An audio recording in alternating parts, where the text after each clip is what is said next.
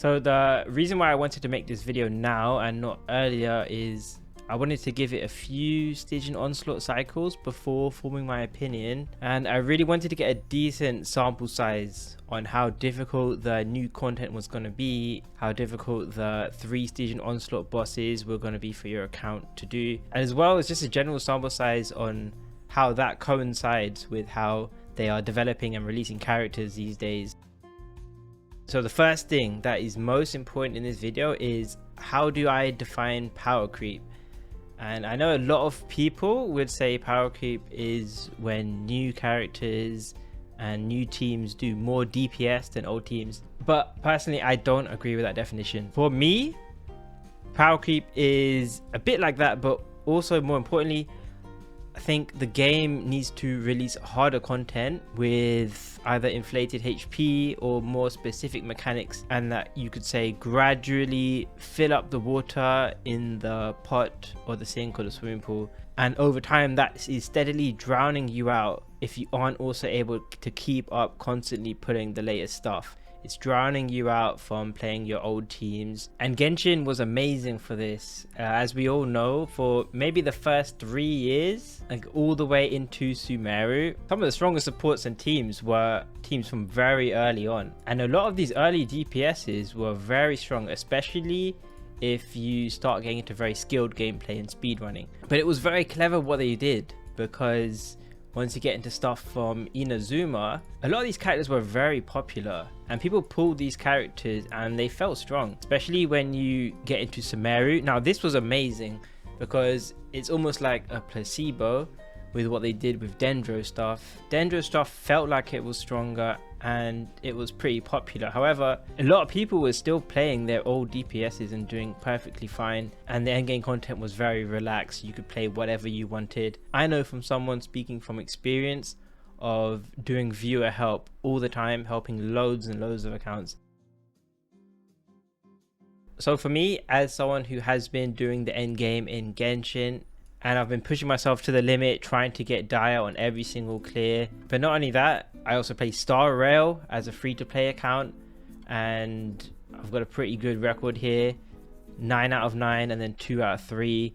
And then not only that, but I used to be a Honkai Impact 3rd player. I used to compete in the end game in that game as well, you know, even reaching some of the highest ranks in that game as well. After comparing all the games, I don't play ZZZ, but as someone who's experienced those 3 games, I think I'm actually gonna make the claim that Genshin is pretty much in line with Honkai Impact 3rd and Star Rail now in regards to power creep and how you are pushed to pull new characters. I will give my reasonings in this video, but yeah, it is sad to see, as someone who has been playing the game since launch, and especially as a theory crafter and someone who's been cooking teams, cooking good gameplay for a long time, I think it has reached that point. People used to say Genshin was very free to play friendly and you could cook a wide variety of teams. I think we are reaching that point in the game where you do have to consider how much different is Genshin really now compared to the way people talk about Star Rail,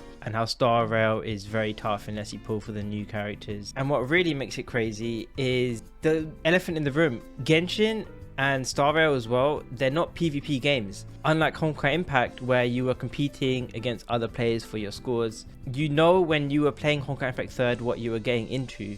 Honkai Impact's version of the Abyss was called Nirvana, and I've got some old screenshots. Unfortunately, I uninstalled the game a while ago when Star Rail came out because I couldn't play multiple gachas. But yeah, this was what the Abyss looked like. It was called Nirvana, is like the highest tier in that game, and you do get like pulls from that, from competing against other players, and you compare ranks against other players in the server. You try to get the highest score. The highest bracket in that game was called Nirvana, and I used to be in Nirvana quite a lot, which is quite impressive as someone who didn't spend much in the game. I only used to get the battle pass and the monthly pass in that game, and you had to go up against whales, but you knew what you were getting into. You could think of it like Dire in Staging Onslaught. It was still possible to get good ranks without spending a lot, but it was tough. This is basically the equivalent of the Staging Onslaught skin there. It was emblems, and yeah, I think you stack up like a few weeks at a time, similar to the skin. You can see that I stacked up over 100 days of this. And they also had another mode which I guess is similar to the other end games as well, It was called Memorial Arena, where you had to fight 3 different bosses. You had to assemble 3 different teams. I guess that's similar to Stygian Onslaught or the Anomaly Arbitration in Star Rail, and you needed 3 good teams against those 3 bosses. But the thing is, I mean, this all kind of looks familiar now. Memorial Arena in Honkai Impact promoting the new teams, Star Rail doing the same thing, and Genshin also doing the same thing. But there is an elephant in the room. There is a disclaimer I do need to say. Obviously in Genshin, for Stygian Onslaught, you only really get Primogems for the first 3 difficulties, which are probably not that hard for you. Maybe like Menacing and Fearless can get harder. Dire definitely difficult. But these are more like cosmetics. Same thing I guess with Star Rail. The new endgame, which is very difficult, you get these lone Stardust stuff.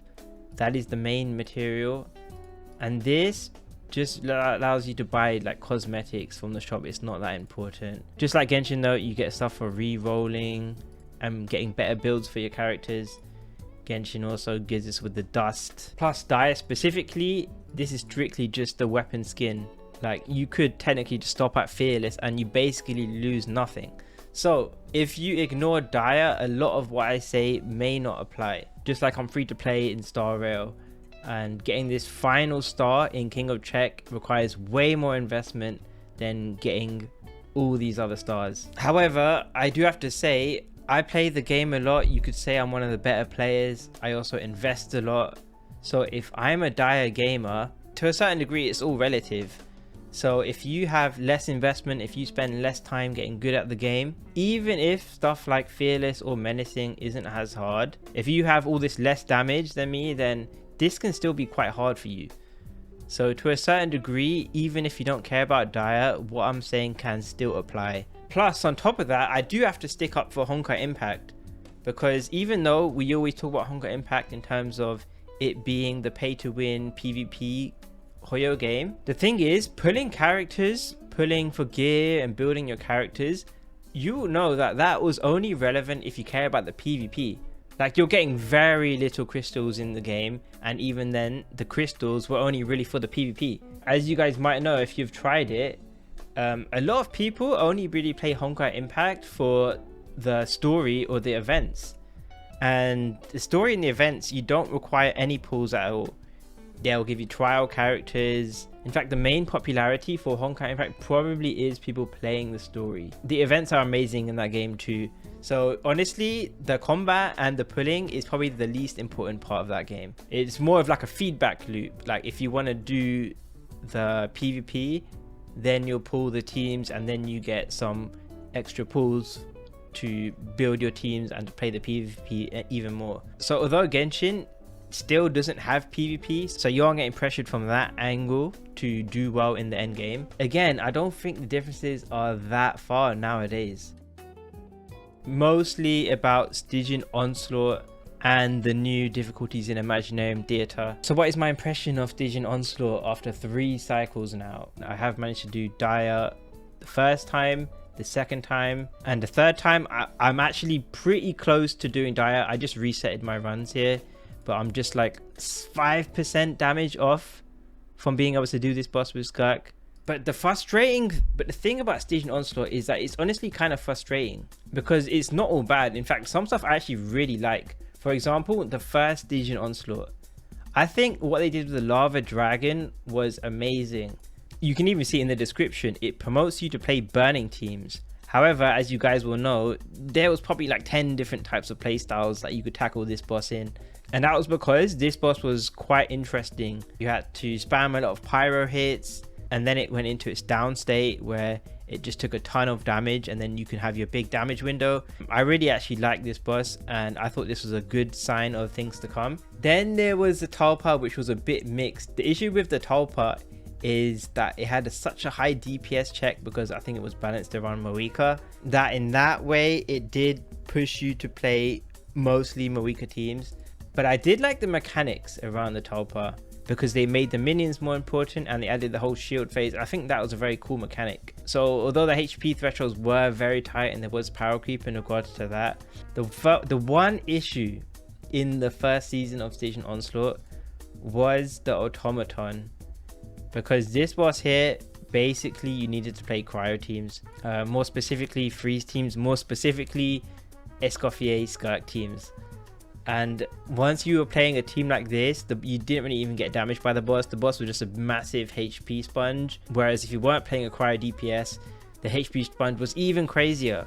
It just required no skill apart from just playing a team like this. Now in the second season, I played a lot of similar teams. The Tortoise was also kind of cool because it was a decent variety of teams you could play. It kind of was designed around Mulani, but a lot of people ended up playing their freeze teams instead. There were a lot of teams you could play for this. The HP inflation for this boss kind of was quite a bit.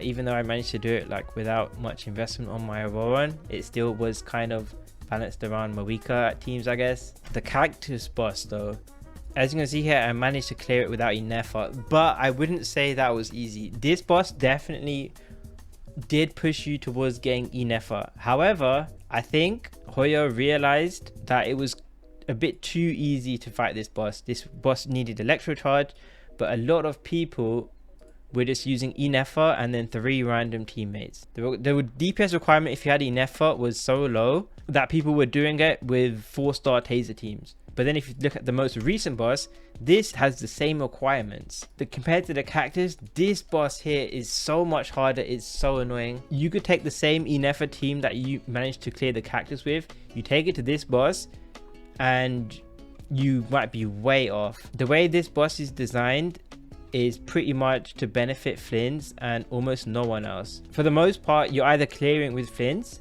or you're using a very premium Varesa team.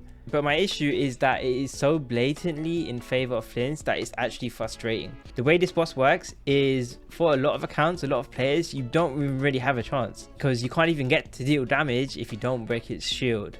Now you could say the same thing for the crab. This also does push you to play Llama, but I mean, as you guys might have seen in my video and other people's videos, at the very least, all you really want is Llama in that run. You have Llama, you can do crazy nuke strats with very little investment, but the problem is, I'm wondering if we're gonna have a similar thing that we had with the Cactus. The Cactus was too easy, so Hoyo decided to make this guy very annoying. I wouldn't be surprised if Hoyo realized that people were cheesing and one-shotting the crab here. So maybe next stage in Onslaught, we're going to get another Bloom boss and it's going to be way more difficult. And the thing is, it's not possible to keep up without spending pretty much. First stage in Onslaught, you really wanted the freeze team, Skirk and Escoffier. And they both ran back to back, 5.6 and then 5.7. Bear in mind, depending on the difficulty you're doing, you want a weapon on your DPS as well. So there's that. And then if you go to the next one, you can still play your freeze team there, but they're pushing you to play new Electrocharge teams as well. Inefa comes the next patch. Luckily, that patch, Inefa could do it with a very low budget.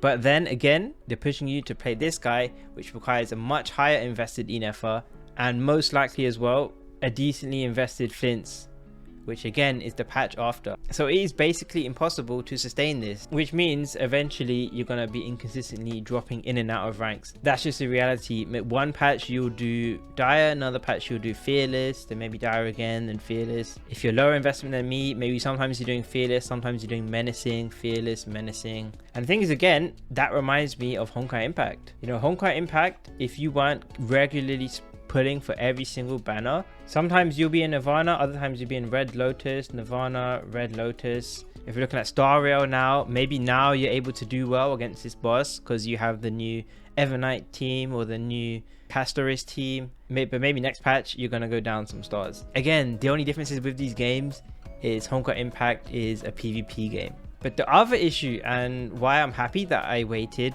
I guess happy is not the best word to describe it, but if you're pushed to have pretty good investment every single patch in Station Onslaught, in the other new game mode, Imaginarium Theater, you're being pushed in the other way, or more specifically, it's the Lunar mode Imaginarium Theater, where you need even more characters. I still don't like to say that Imaginarium Theater requires horizontal investment because the minimum you need is level 70 characters, which I wouldn't say counts as investment. However, you still need a lot of characters. For example, here on my account, I pretty much just barely made the cutoff. The hardest part of this mode is not even the difficulty of the mode, it's having enough characters. So I did use a supporting cast to bring in Inefa, which means I technically had 2 characters to spare, I guess, Razor and Lisa. But I've been playing since launch and I was just 2 characters over. And also this uses Hydro and Electro, which I guess are 2 of the more popular elements. What happens if we also have Geo, which a lot of people won't have some of these characters, but if you get like Dendro as well, maybe stuff like Anemo, you're not gonna have that many characters. And again, if we look at the reward preview here, what do you get from the final mode? I think it's a Sanctifying Elixir, and then you get some of these cosmetics here, I guess, which don't really matter. It's like some persona thingy, whatever. So again, I keep saying it, but you could say the excuse is that Genshin doesn't have PvP, and the rewards you get from doing these super endgame modes is not much. But I do think we're reaching the point where that could just be an excuse at this point. Like, it just reminds me of Honkai Impact. In Honkai Impact, the Memorial Arena, where you need 3 different teams, you know, these bosses, you need specific teams. I can't remember exactly, it's been a long time, but I think like Parvati here was, this boss was like anti-ice, I think. And then this false god Otto, you needed physical teams. And that would constantly rotate. So it's not like you just needed 9 strong characters in Honkai Impact. Every week, instead of the physical team, you probably need like a lightning team or a fire team or something. And yeah, PvP against other players is always going to be more tricky, which is that really different to how Genshin does its stuff. A perfect example is looking at the wild hunt enemies in Nordcry, and I can show you in the artifact domain here. Now, to be fair, I guess this is pretty similar to the Papia enemies back in Natlan that benefited a lot when you had Natlan teammates. So let me take a Hyperbloom team with double Nordcry, so Lauma and Aino. And as you know, that will activate Lunar Bloom stuff. So I'll set up against this enemy. This is a wild hunt enemy. And they basically have shields. But he just got destroyed. 25-second kill. Now let me switch to another Hyperbloom team. Now it's almost the exact same team, except Yelan is not a Nordkai character, and you lose the big damage from Lauma's Lunar Bloom. So I'll do the same exact setup. It's almost functionally the same team.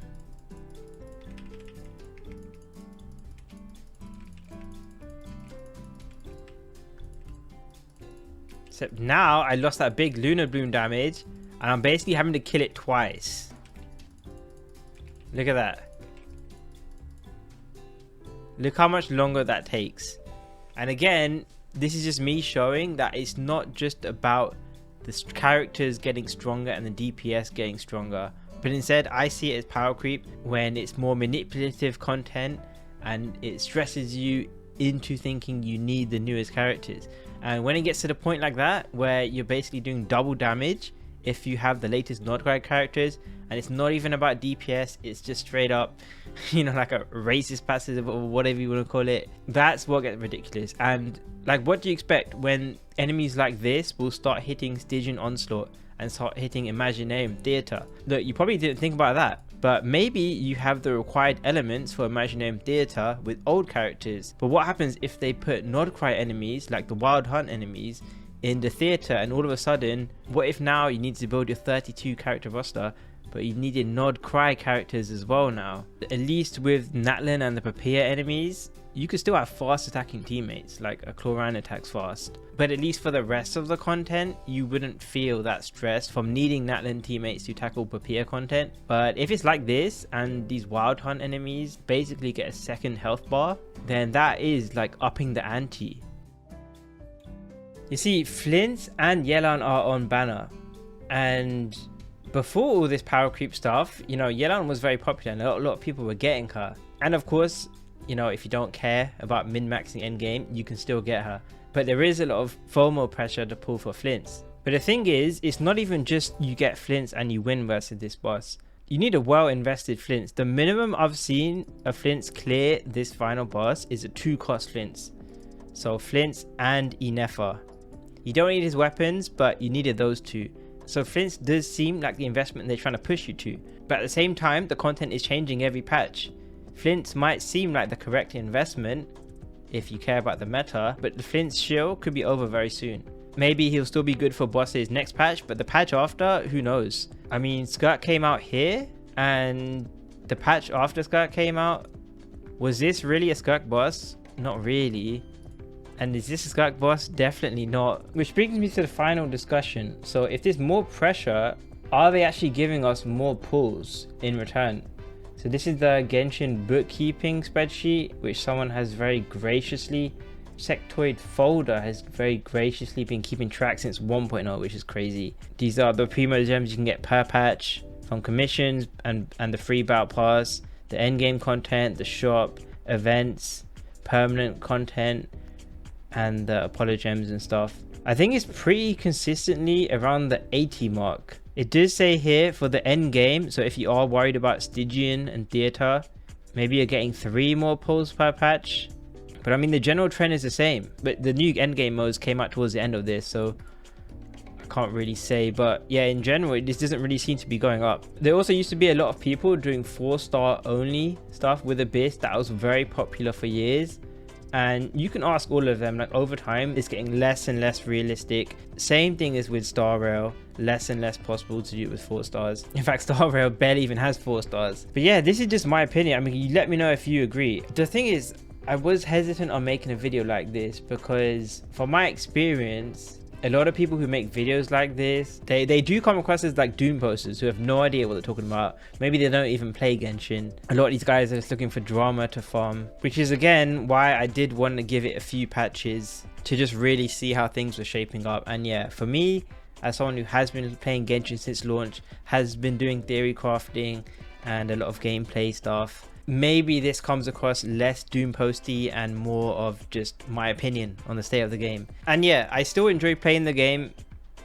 You know, I was playing Honkai Impact even when it was a PvP game. I'm also still enjoying Star Rail, even though it had that whole Castoris global passive thing. It is pretty disappointing to see the game go like this. Is this something they can fix in the future? As we've seen with Star Rail, you could say they tried to fix it by buffing old characters, but we haven't really had an update for that in a long while. Star Rail did have a period where you could say a lot of the 3.0 characters are around the same DPS, so they did sort of chill out on the HP inflation. But recently there's been a lot of discussion about how that's still going up now, even after, and they've released stronger and stronger teams like Evernight and the Castoris teams. So who knows how they decide to handle this in the future. I hope they do address this in some way. Maybe it's not in buffing old characters, but maybe it's in another way. But yeah, thanks for watching guys. Hopefully you enjoyed the video.